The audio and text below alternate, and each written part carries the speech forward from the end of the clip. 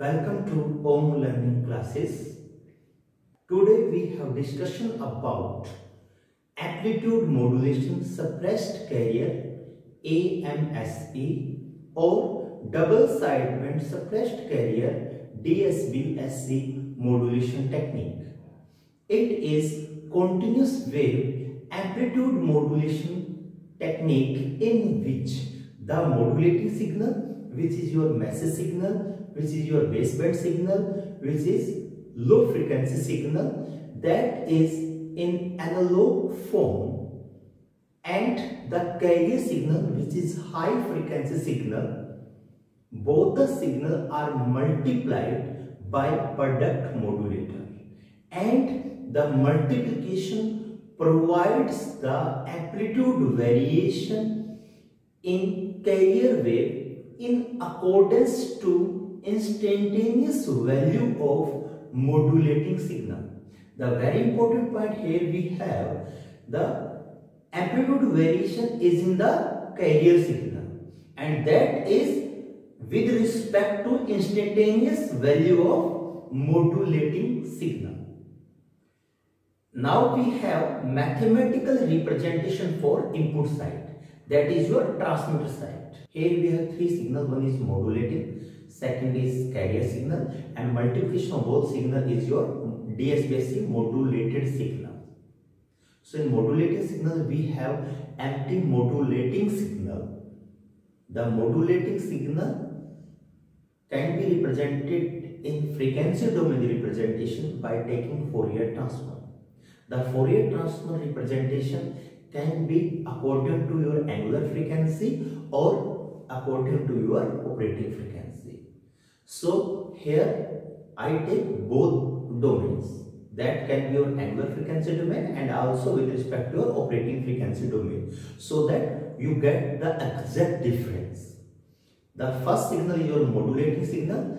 That modulating signal in time domain it is your empty, and in frequency domain with respect to your angular frequency it is your m omega, and with respect to your operating frequency it is your mf. Very important point here we have, in time domain we represent the signal with respect to small letter, and in frequency domain we take the signal representation with respect to capital letter. So here m omega and mf, the capital M is there. The first signal is your modulating signal. Now we have second signal, that is your carrier signal, that is your high frequency signal. It is your CT signal. CT is equal to cos omega CT or cos 2 pi f CT in time domain. Here we have amplitude of the carrier signal is equal to 1. So as per the frequency domain representation of carrier signal, we have pi delta omega minus omega c plus pi delta omega plus omega c. So according to it is according to your angular frequency, and if we want to take with respect to your operating frequency, that is equal to half delta f minus fc plus half delta f plus fc. So this is according to the utility of Fourier transform, and the property can be your frequency shift property or according to your time shifting properties. So multiplication of both the signal, modulating signal and the carrier signal, gives the output, that is your modulated DSB-SC signal. The multiplication corresponding to time domain representation, it is your empty CT, that is equal to empty cos omega CT or cos 2 pi f CT. Similarly, by using multiplication property of Fourier transform, we have frequency domain representation of modulated DSB-SC signal as per angular frequency, that is equal to empty cos omega CT equivalent to frequency domain, that is half m omega minus omega c plus half m omega plus omega c. So as per the block diagram, we take the product modulator, and at the one arm of the product modulator we have modulating signal, that is your empty signal, that is your low frequency signal, that is your message signal which you want to transmit by using modulations technique, that is DSB-SC. And in the second arm we have carrier signal, that is high frequency carrier signal, it is your CT signal. And multiplication is provided with respect to your product modulator, and output we have double sideband suppressed carrier modulated signal, that is with respect to your block diagram of input side. Now we take input side time domain and frequency domain behavior of double sideband suppressed carrier modulation technique. Here we have two things, one is time domain representation and another one is your frequency domain representation. An analog signal time domain representation provides or shows the shape and instantaneous magnitude of the signal with respect to time, and it does not indicating its frequency content directly. So for getting the frequency content, the requirement of frequency domain representation is formed.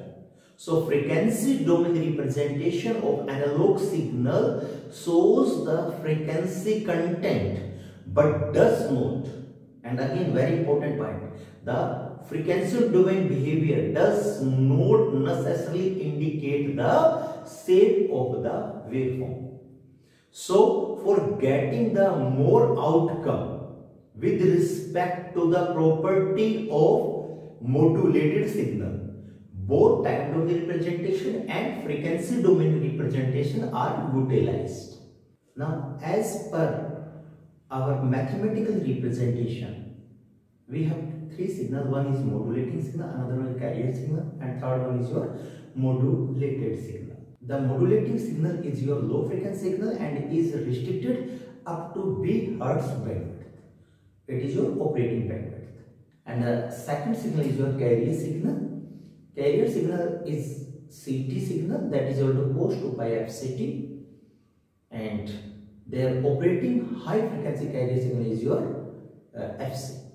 And finally we have modulated signal, that is equal to multiplication of both the signal MT into CT, or that is equal to MT into cos 2 pi FCT.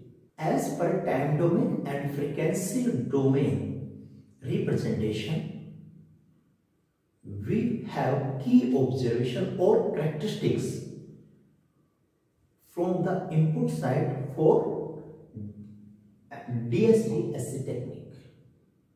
The first key observation we have that the modulated signal contains sum and difference of carrier and modulating signal frequencies only. The second observation is that the carrier signal frequency is suppressed in the spectrum. So at the FC or minus FC point, there is dotted line that will indicate the carrier is absent. The third and very important observation is that the baseband signal or message signal, which is from 0 Hz to F Hertz, that is maximum operating frequency, is present twice in the modulated spectrum with plus minus Fc plus F frequency terms, which is known as upper sideband. I repeat, plus minus Fc plus F means carrier frequency plus operating frequency, and the second plus minus Fc minus F frequency terms, and that is known as lower sideband. So that's why this technique produces two sideband corresponding to each frequency component in the modulating signal. So as per Second point and third point.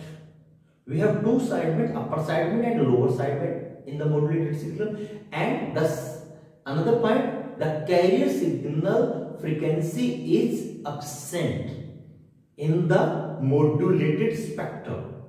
So as per these 2 points, this amplitude modulated suppressed carrier technique is termed as double sideband suppressed carrier, and it is amplitude modulation technique. So the DSB-SC signal exhibit the phase reversal. The phase reversal means 180-degree phase shift at zero crossing. So as per time domain representation of modulated signal at zero crossing, we have phase reversal in the modulated signal, and that phase reversal is corresponding to 180-degree phase shift. So we calculate the bandwidth of DSB-SC signal. The bandwidth of DSB-SC signal is the difference between maximum upper sideband frequency and minimum lower sideband frequency, or directly you can say the bandwidth is corresponding to frequency range from maximum frequency to lowest frequency in their spectrum. So we take the bandwidth corresponding to that. The very important point that we always consider the operating frequency range only with respect to positive frequency signals. Why? Because the negative frequency signal, that can be your minus Fc or minus Fc plus F or minus Fc minus F, these negative frequency signals are not physical signals. Rather, they are only a mathematical concept. They are only considered for mathematically concept request to give a compact mathematical description of a real signal by a combination of complex exponential of positive and negative frequency. Means we take the negative frequency for validation of mathematical structure of any signal.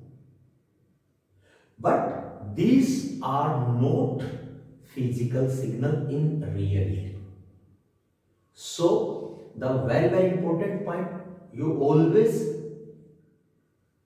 consider that when we calculate the bandwidth, we always consider with respect to positive frequencies only. For example, we take modulating signal. The modulating signal is upper frequency range is your F and the lower frequency range is your 0. So F minus 0, that is equal to F hertz. Similarly, with respect to modulated signal, we have plus Fc plus F minus bracket start Fc minus F, and that is equivalent to 2F. So if we summarize the key observation, then one, the first observation is it have two sideband, means the message signal information is present in modulated spectrum twice. So upper sideband is there, lower sideband is there. The second observation is that the carrier signal frequency is absent. So due to this, it is known as suppressed carrier. And the third observation we have, in time domain representation, we observe that at zero crossing there is 180-degree phase reversal corresponding to your modulated signal. And the last point, we observe that the bandwidth of modulated signal is 2 times of your message signal bandwidth. Now this modulated signal is transmitted from transmitter and it reaches at the receiver. via a propagating media or your communication channel. Here at the receiver recover the baseband signal from modulated signal by translating the baseband signal from high spectrum that is centered at plus minus Fc, that is your high frequency carrier, to original or message signal spectrum, that is your 0 to F, which we communicate. So the sometimes it is confused what is spectrum. So what is spectrum? Spectrum, it is the range of frequencies contained in that signal and their respective amplitude plotted in the frequency domain. It is known as spectrum. So the frequency domain representation is also known as spectrum representation of the signal. So at the receiver, we take local oscillator that generate a signal which must be exactly coherent or synchronized in frequency or phase with the carrier wave at the transmitter. Very important point.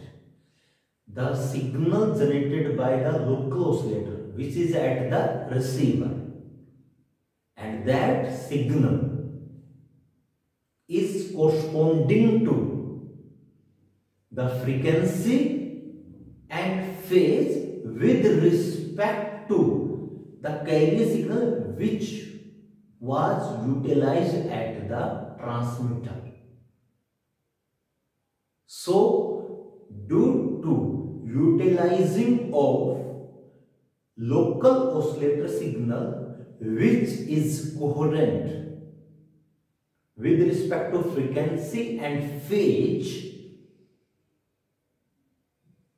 of carrier wave at the transmitter.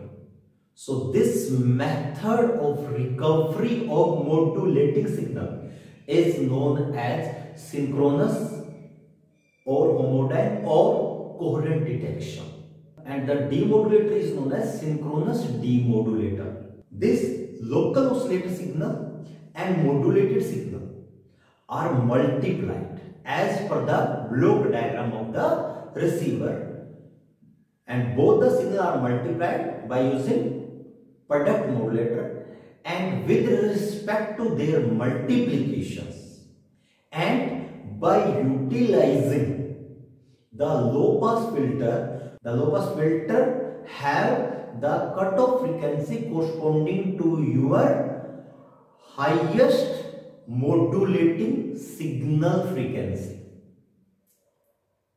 So by utilizing the low pass filter, we get or we estimate our original message signal, and that is equal to your MT by 2 in time domain or MF by 2 in the frequency domain. Means there is change is in the amplitude, but there is no worry about it, because with the help of amplifier we can enhance the amplitude of the signal and recover the message. The additional requirement of local oscillator which generate a signal that is synchronized corresponding to phase and frequency with transmitter carrier wave in frequency and phase, making the receiver complex and costly. Means the synchronous demodulator makes the receiver complex and costly, and that is very important demerit of synchronous, homodyne or coherent demodulator or detector.